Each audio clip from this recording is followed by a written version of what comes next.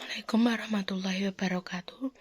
Kami dari kelompok 3 akan menyampaikan materi mengenai analisis arus kas untuk memenuhi tugas analisis laporan keuangan syariah kelas 6I akuntansi syariah. Kemudian untuk anggota kelompok 3 yang pertama Maria Ulfa dengan NIM 141, kemudian ada saya sendiri Putri Safira dengan NIM 142, kemudian ada Irene Fatuna Budianing Tias dengan NIM 154, selanjutnya ada Muhammad Helmi Andriansyah dengan NIM 161, dan yang terakhir ada Anifa Maunatul Ulia dengan NIM 166. Saya akan menjelaskan tentang pengertian arus kas. Arus kas adalah laporan yang dikembangkan dengan berdasarkan pada prinsip kas, di mana semua transaksi akan dicatat apabila terdapat arus kas masuk dan keluar. Laporan arus kas berdasarkan sumber dan penggunaannya dikelompokkan menjadi 3 kelompok, yaitu yang pertama, arus kas dari aktiva operasi atau operating activities, yang kedua yaitu arus kas dari aktiva investasi atau investing activities, dan yang ketiga yaitu arus kas dari aktiva pendanaan atau financing activities. Yang kedua yaitu sumber dan pendanaan arus kas. Yang pertama yaitu sumber arus kas. Sumber arus kas dibagi menjadi 5, yaitu laba bersih atau net income. Yang kedua penurunan dalam aset. Yang ketiga peningkatan dalam liabilitas. Yang keempat penyusunan dan biaya non-kas lainnya. Serta yang terakhir yaitu penjualan saham. Yang kedua yaitu pendanaan arus kas.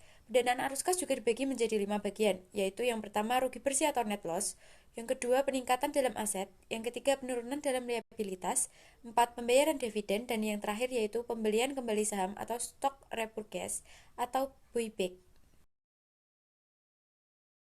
Kemudian di sini saya akan menyampaikan mengenai arus kas operasi.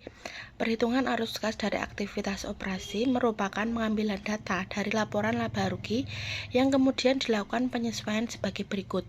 Yang pertama, menambahkan kembali beban penyusutan dan amortisasi, kemudian melakukan penyesuaian terhadap aset lancar, selanjutnya penyesuaian terhadap piutang dan persediaan, yang terakhir melakukan penyesuaian terhadap liabilitas lancar. Kemudian untuk analisa arus kas operasinya bisa dilihat pada PowerPoint yang sudah dicantumkan.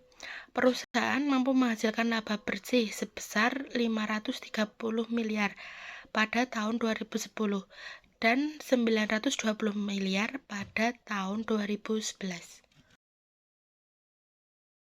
Selanjutnya untuk analisis arus kas operasinya, bisa dilihat datanya, arus kas operasi perusahaan menghasilkan nilai yang positif dengan jumlah yang besar.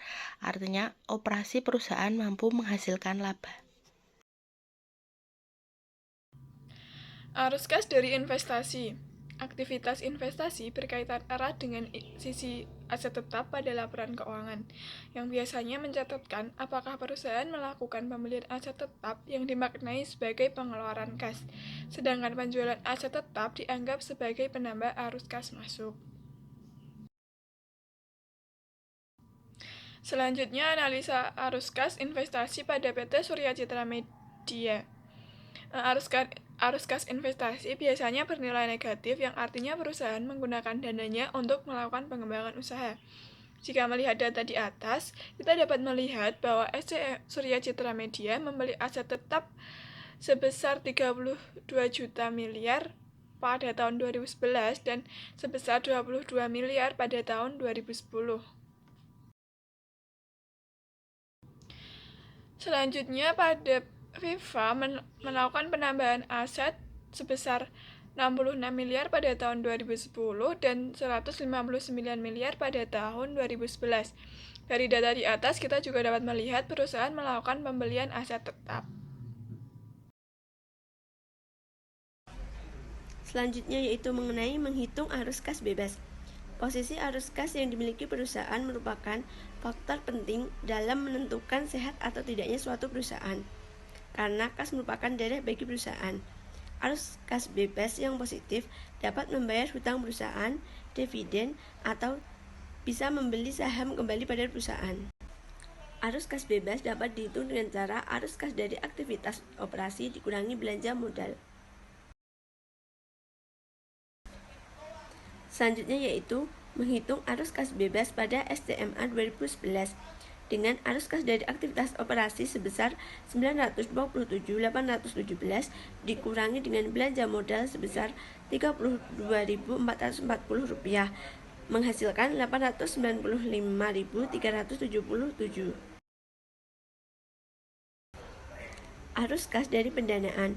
Aktivitas pendanaan digunakan salah satunya adalah untuk mendanai pembelian aset tetap dalam rangka pengembangan usaha. Selanjutnya terdapat analisis arus kas pendanaan atau SCMA. Arus kas dari aktivitas pendanaan atau SCMA ini bersifat negatif karena melakukan pembayaran dividen kas. Hal ini bagus karena investor akan mendapatkan dividen dari perusahaan dan dividen tersebut berasal dari laba dari hutang. Selanjutnya terdapat kesimpulan. Yang pertama, pilihlah perusahaan yang memiliki arus kas operasi dan arus kas bebas yang positif. Kesimpulan yang kedua, perhatikan apakah melakukan ekspansi usaha. Yang ketiga, arus kas bebas yang negatif akan membuat perusahaan mencari alternatif lain seperti penambahan hutang atau penerbitan saham baru. Demikian pemaparan materi dari kelompok 3 mengenai analisis arus kas. Kurang lebihnya mohon maaf. Wassalamualaikum warahmatullahi wabarakatuh.